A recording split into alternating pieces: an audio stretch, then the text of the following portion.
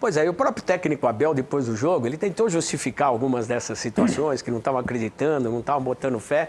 E o Abel, normalmente, ele tem tido uma postura extremamente defensiva nas suas entrevistas, né? Ele vê toda a pergunta como algo, parece que pessoal, um embate pessoal. Até um dia eu queria, numa coletiva, se eu tivesse para ele, falar, Abel, mas por que é tão nervoso com tudo? Quando ganha, quando perde, é uma situação explosiva, que acho que é ruim para ele.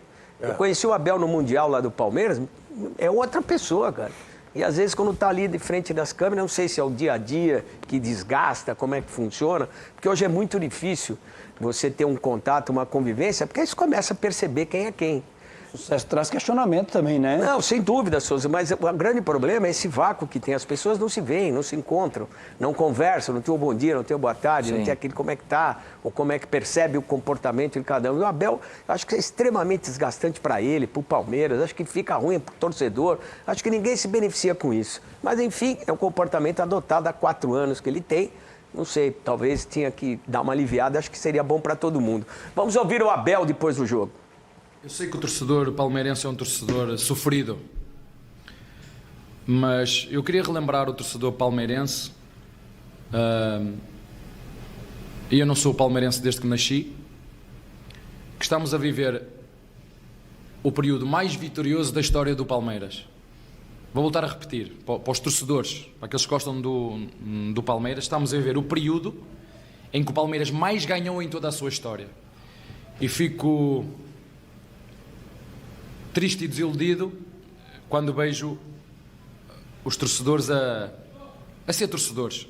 Por isso que eu estou a dizer, e digo para todos, parece que aqui no Brasil, aqui, onde eu estou aqui há 4 anos, que toda a gente percebe futebol menos o treinador. O treinador é o único burro que tem aqui. Tudo o resto são pessoas inteligentes e que sabem de tudo.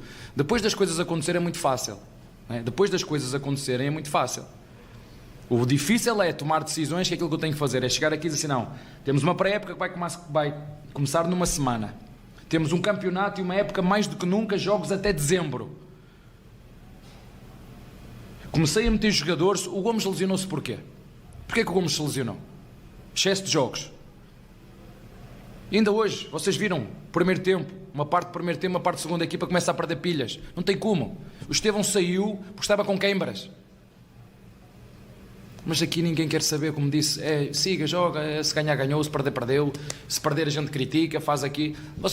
Ninguém faz, ou fazem muito pouco para valorizar a saúde daquilo que são os protagonistas, que são os jogadores. Temos 5 lesionados, essa foi a minha preocupação no início, mas infelizmente não consegui evitar, e volto a dizer, num plantel extremamente curto,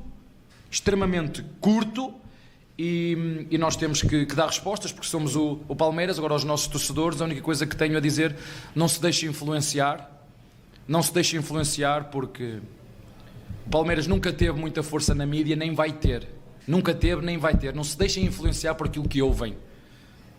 Aqui em São Paulo tem outros clubes que têm mais força nos mídias do que o Palmeiras, então nós temos que nos unir mais do que nunca, todos juntos somos fortes, unidos somos temidos. Se andarmos uns por um lado, outros por outro, vai ser uma época mais sofrida, e não gostava que fosse, porque eu estou aqui, juntamente com os meus jogadores, juntamente com a direção e juntamente com o torcedor, tu que me estás a ouvir, para estarmos juntos, para lutar contra tudo e contra todos.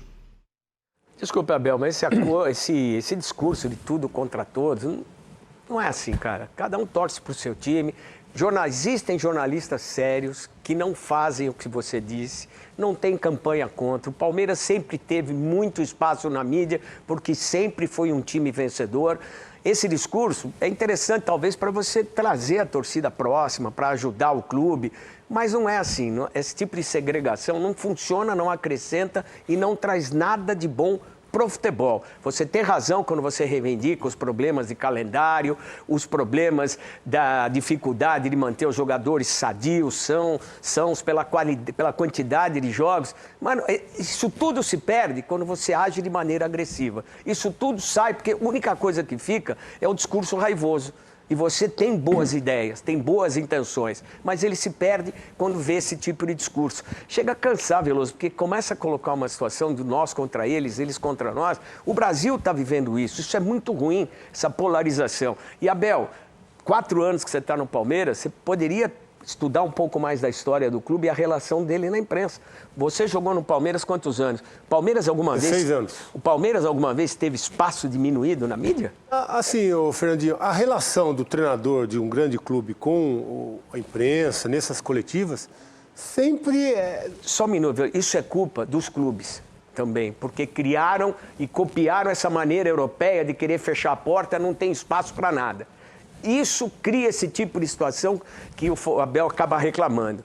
Não existe, lá na Europa, funciona porque eles são diferentes de nós sul-americanos. A gente consome o futebol de outra maneira, mas os clubes, e aceitando essas imposições, não tem personalidade para acabar com essa história, isso está criando esse abismo que o Abel coloca, com razão em algumas situações, mas na maioria das